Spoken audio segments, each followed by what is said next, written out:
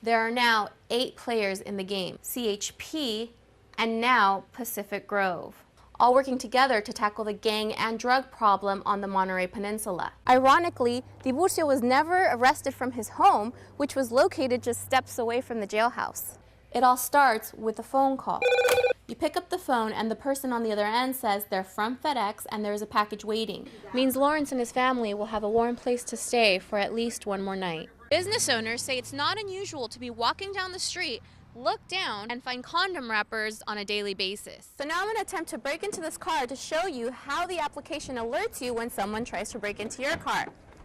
And when she looked down, the tombstone was missing. This is just another example of a dog found on the street with no license, no tags, and that's why the county urges you to get a license. Car would drive by, and next thing you know, they would actually show themselves, flash. Prostitutes on Kern Street are back to their old tricks just 2 weeks after Salinas police arrested 11 of them in a sting operation. Local business owner Elias Diaz says that the bust scared prostitutes away for that weekend, but the next weekend they were right back at it. And what goes on when the sun goes down is just bad for business. It slowed down business, people don't want to come to this side of town because they see all the prostitutes and everything. The working girls not only scare away customers, but don't seem to pick up after themselves too well.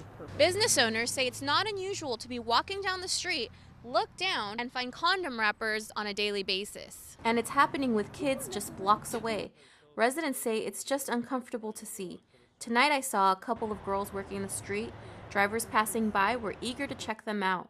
Police say making an arrest can be tricky, and they need to have enough good evidence to charge the prostitute. And even when they do make it to jail, they're not there long. Diaz says maybe the laws need to be tougher. Be a little bit more harder on them, and I'm sure that will help. In Salinas, Mariela Vargas, your Central Coast News. Lawrence Chambers tells a story all too common for some families in Salinas. Right now, there are 2,838 homeless children in the city. That number includes Chambers' own 5-year-old daughter and 8-year-old son. He tries to keep his family fed and does his best to help others. One way or another, we're all gonna eat. His kids are lucky to have a Christmas this year.